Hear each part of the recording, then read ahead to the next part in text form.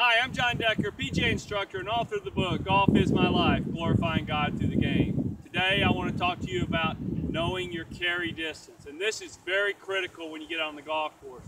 If you don't know how far your wedges and your short irons are carrying in the air, you're going to face a lot of problems on the golf course. And remember, your carry distance is not the same as your total distance. So it's very important that you learn these distances. Now, the first thing that I want to talk about before we get into the distances is the swing itself with the wedge. I've got these boards here, and I've done a tip on this as well with the knockdown shot. But basically, when I go back, I want my left arm to be parallel to this board right here. And this board right here is our target line. It's a line going from the ball to the target. This board is making a right angle. So when I go back, my left arm is parallel. When I come through, my right arm is parallel over here. Notice I'm not making a full, complete backswing and a full, complete follow through.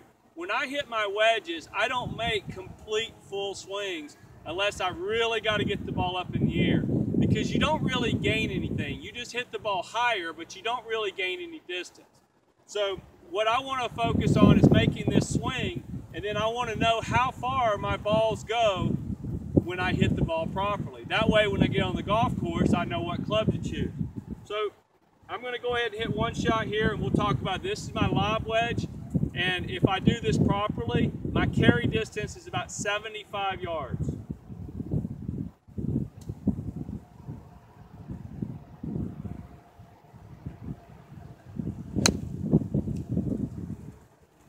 Okay, that ball was hit solid. I got a divot. I know that that ball is going to go the proper distance based on the way I hit that. And it was pulled just a little bit, so it may have gone a few more yards longer than I normally would hit it.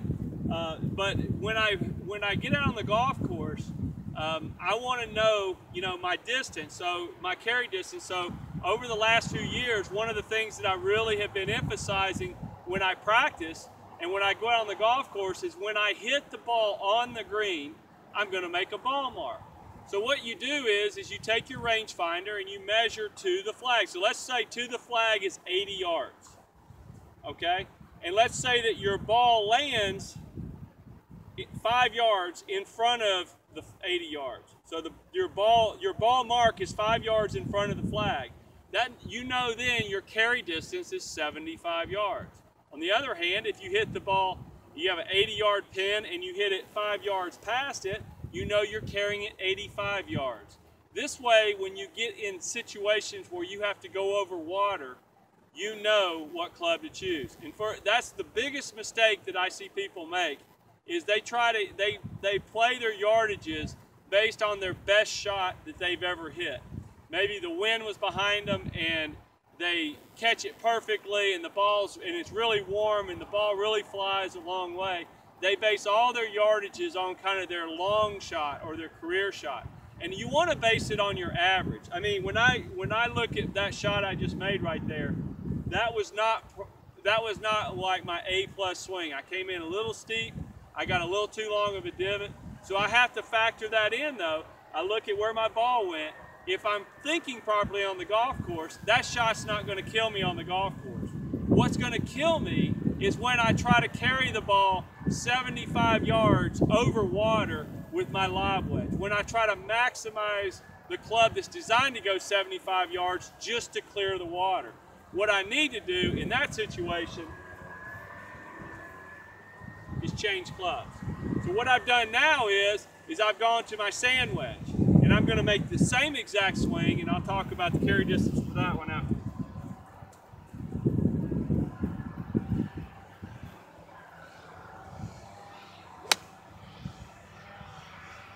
Now that shot I hit much better. And that carry distance is good. The ball obviously went farther because I went to a stronger club.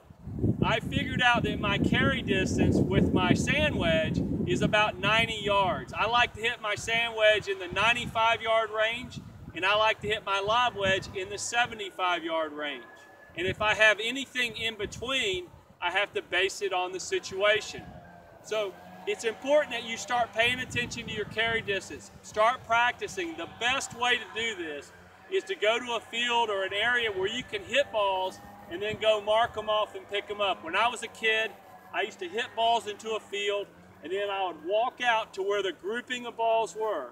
So I would hit about 20 balls, and after you've hit about 10 or 15 balls, you're going to start developing a grouping. And go to the middle. Don't go to the first ball.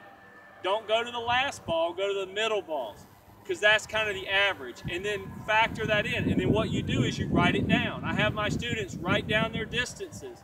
So I hit my live wedge, 75 yards.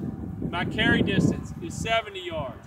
I have, that I write all that information down. I do the same thing. Sand wedge, I carry it 90 yards. I kind of try to hit it 95. Because when I'm hitting the ball 70 and 90 yards, my ball's not hitting and backing up. It's hitting, taking one bounce and stopping. It might have a little backspin, but it's not I don't factor in a lot of backspin unless there's a lot of slope on the green. Start paying attention to your carry distance.